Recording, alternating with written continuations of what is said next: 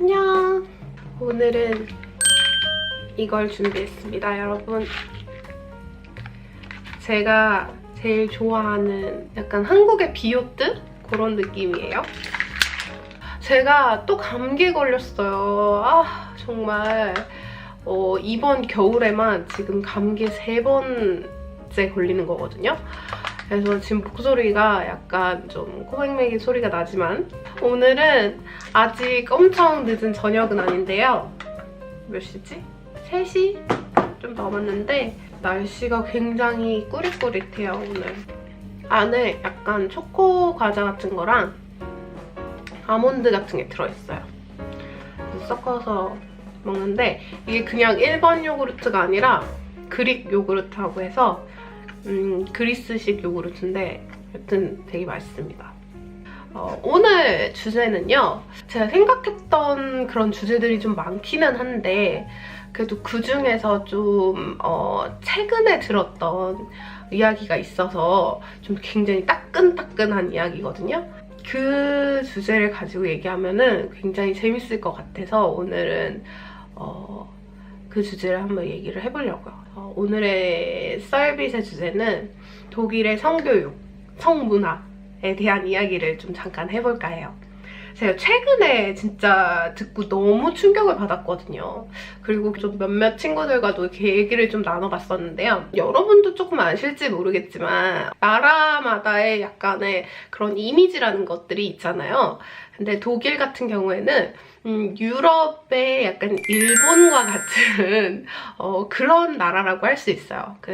우리나라에서 일본 하면 딱 떠오르는 그 성진국의 이미지가 다른 유럽의 나라들이 생각하는 독일의 이미지하고도 어떻게 보면 굉장히 맞다고들 이제 약간 클리셰를 가지고 있거든요. 그래서 제가 여기서 살면서도 사실은 조금 약간 맞는 부분이 없지 않아 있구나 라는 생각을 사실 저도 했어요. 대신 저는 그만큼 독일이 되게 성교육이라던가 되게 그런 개방적인 만큼 엄청나게 잘 교육을 받고 있다 라고 생각을 했었어요. 그리고 저도 이제 인터넷 같은 거에서도 봤는데 굉장히 독일이 성교육이 잘 되어져 있는 나라라고 저도 어디서 본 것 같거든요. 하지만 저는 굉장히 좀 뭐라 그럴까, 거의 완벽할 거라는 생각을 조금 가지고 있었던 거죠.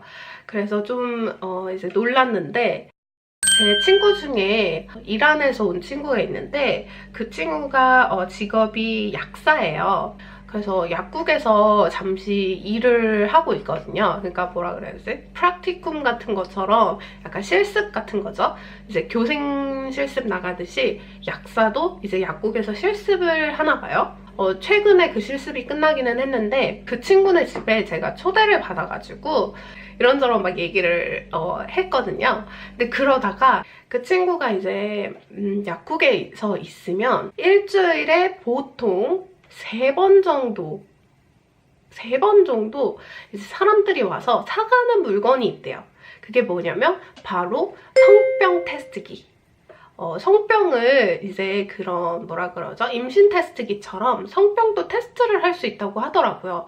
근데 정확하게 어떤 성병을 테스트를 하는 건지는 저는 잘 모르겠어요. 그 친구가 뭘 얘기를 해주기는 했는데 사실 제가 전문 용어를 알아들을 수가 없기 때문에 그래서 어떤 병인지 정확하게는 모르지만 성병의 일종, 그런 병을 이제 테스트할 수 있는 키트가 있다고 하더라고요. 근데 그거를 일주일에 한 3번 정도 그게 팔린다고 해요. 테스트를 한다는 것 자체가 바로 성병이 걸렸다라는 건 아니지만 3번 정도씩 그렇게 테스트를 할 정도면 생각보다 굉장히 높은 수치라고 생각을 하거든요. 일주일에 3번. 그래서 그것도 조금 놀라운 일이었긴 하지만 그거보다 더 놀라운 일이 있어요, 여러분. 저는 그 얘기를 듣고 진짜 너무 충격을 받았어요. 제가 너무 충격을 받았는데 약간 뭐라고 해요? 교육방송 느낌이 좀 나지만 굉장히 여러분 중요한 거예요. 세상을 살면서 저는 이 부분은 사실 피임이라던가 뭐 그런 부분은 정말 모두가 잘 정말 열심히 잘 공부를 해야 되는 부분이라고 저는 생각을 하거든요. 몰라서는 안 돼. 정말 중요한 부분이라고 생각을 하는데 피임의 방법에는 여러 가지가 있잖아요. 여러분도 아시다시피. 이제 주로 여성들이 할 수 있는 그런 옵션, 선택할 수 있는 옵션들이 조금 더 남성보다는 많은 것 같은데 대표적으로 이제 피임약이라는 게 있죠. 독일에서는 그거를 안티베이비 필러라고 해요. 그래서 그 피임약이라는 게 있고 그 다음에 콘돔, 피임할 수 있는 그런 기구가 있고 그리고 뭐 체내에 넣을 수 있는 것도 있다고 하고 뭐 기타 등등 있고 그리고 가장 마지막에 또 쓸 수 있는 예기치 못한 사고라던가 자기가 의도하지 않은 일이 일어났을 때 먹을 수 있는 사후피임약이라는 게 있잖아요. 그래서 독일에도 사후피임약이라는 게 있습니다. 그래서 사후피임약은 펠러다나이라고 해요. 굉장히 직역이죠. 약? 그 후. 그런 의미로 해석을 하시면 되지 않을까 저는 그렇게 생각하고 있는데 어쨌든 그런 약들이 있어요. 사후피임약 같은 경우에는 약국에서 이제 구입을 할 수가 있어요. 아니면 병원에서 구입을 할 수가 있는데 약국에 가면 일단 약국에 그 약사들이 있죠. 그러면은 약사들한테 이제 얘기를 합니다. 나는 사후피임약이 필요합니다. 라고 얘기를 하면 그 약사분이랑 서로 이제 조금 상담 같은 거를 해야 된다고 해요.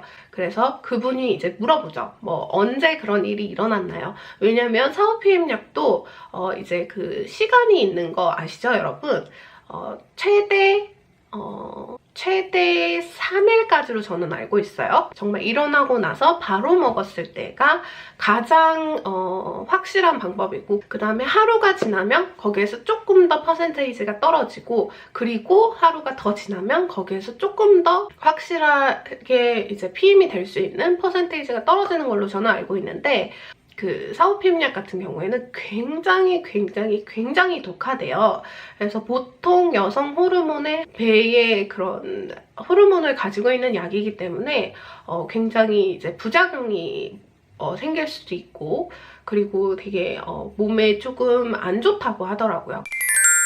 그 친구도 이제 일을 하다 보면은 그거를 사러 오는 사람들이 가끔 있다고 해요.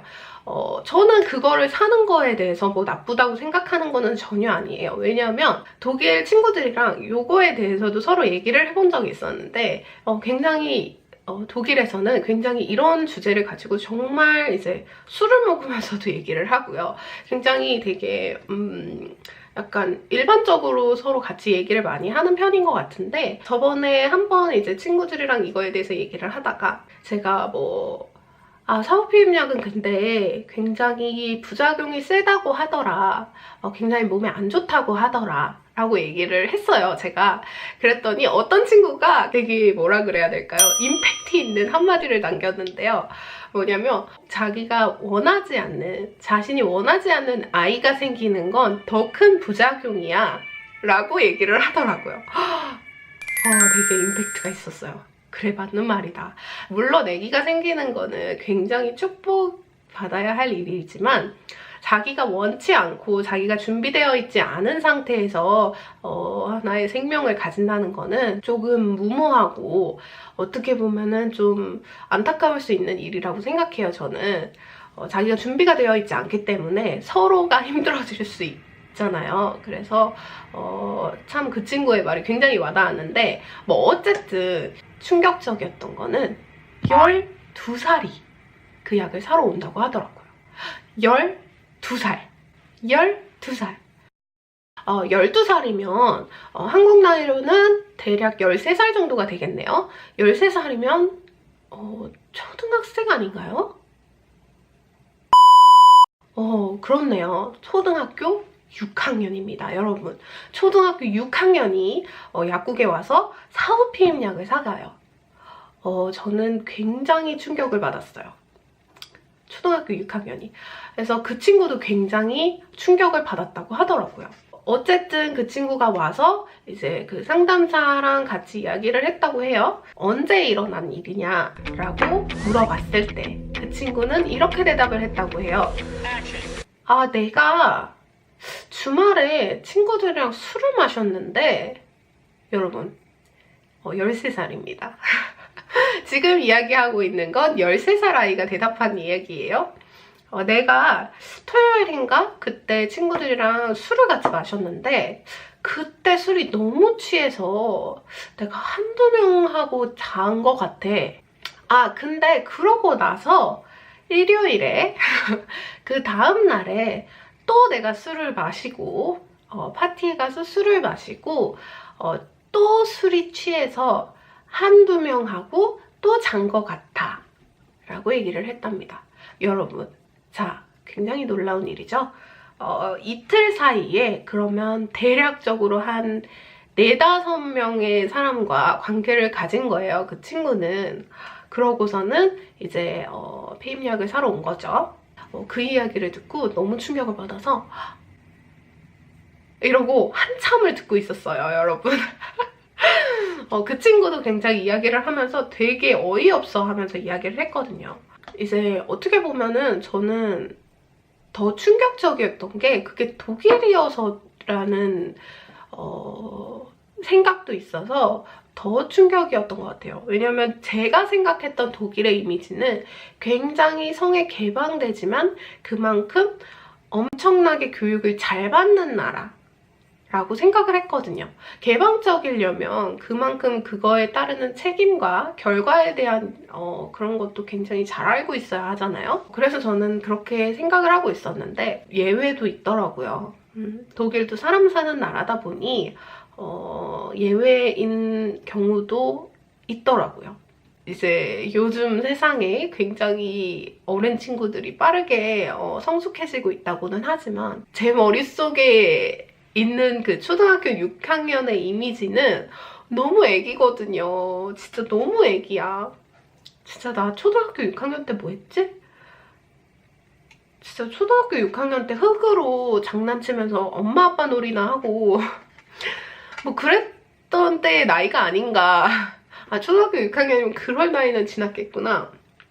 뭐 어쨌든 굉장히 저한테는 애기의 이미지가 강한데 그런 친구들이 와가지고 사후 피임약을 쌌다고 해서 너무 충격을 받았어요.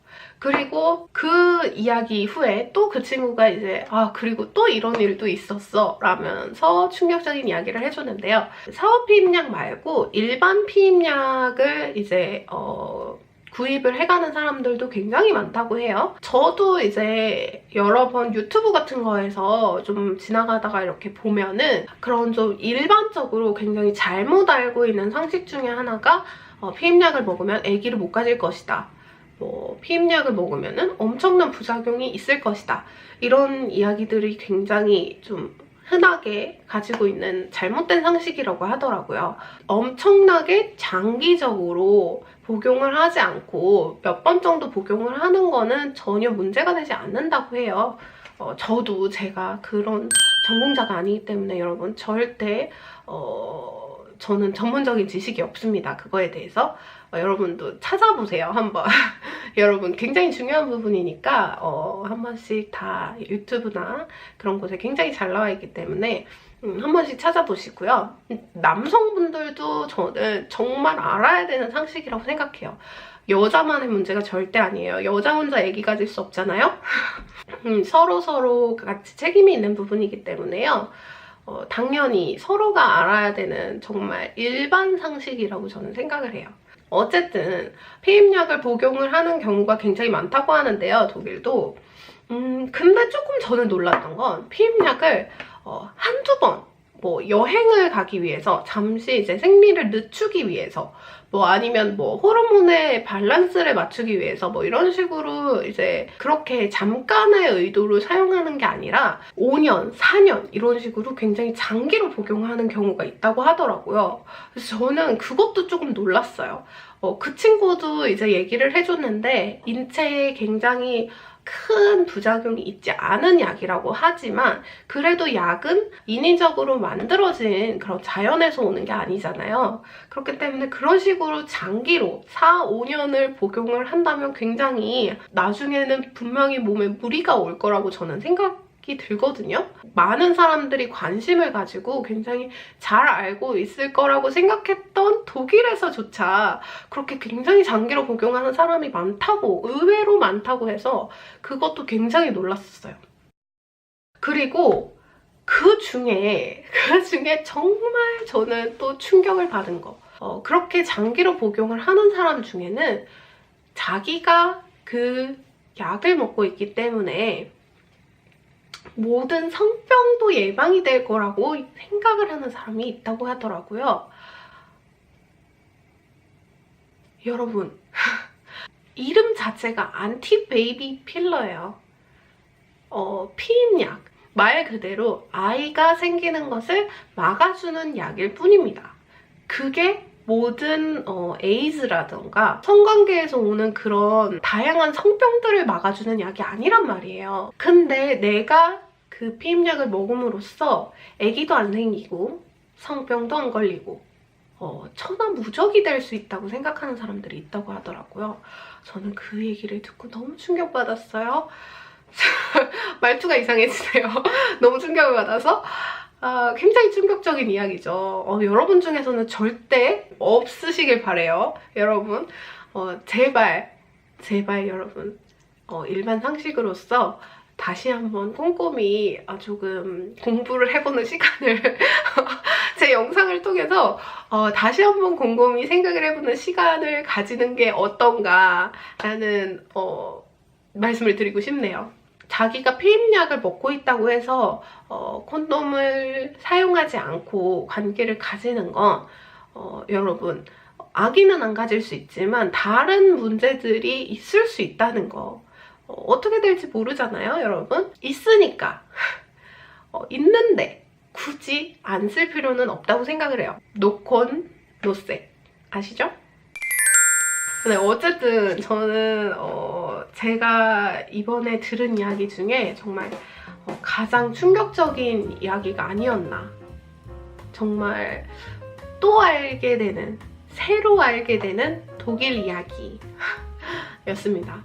소수의 그런 사람이었기를, 그런 사람들의 에피소드였기를 저는 바라고요. 굉장히 좀 교육적인 그런 멘트기는 하지만 여러분 다들 즐겁고 안전한 성생활 하시기를 바라고요. 오늘의 저의 서비스는 여기서 마치도록 하겠습니다. 그러면 여러분 좋아요, 구독 누르는 거 잊지 마시고요. 그럼 안녕! 다음 영상에서 봐요. 맞아! 여러분, 그리고 제가 드디어 400명 정도의 구독자가 생겼더라고요. 감사합니다. 좀 더 욕심을 부려서 한 500명 정도 구독자가 모였을 때 제가 Q&A 영상을 한번 해볼까 지금 생각 중이긴 하거든요. 사실 저 별거 없는데 저에 관해서 뭐를 얘기해야 될지 사실 저는 정말 모르겠는데, 이제 Q&A 안 하냐는 그런 댓글을 제가 한번 어디서 본 것 같아서 혹시라도 저에 대해서 궁금하신 게 있으시다면 이제 댓글로 좀 남겨주시면 제가 잘 모아놨다가 그거를 Q&A 때 답변을 해보도록 하겠습니다. 그러면 여러분 다시 한번 안녕! 바이바이!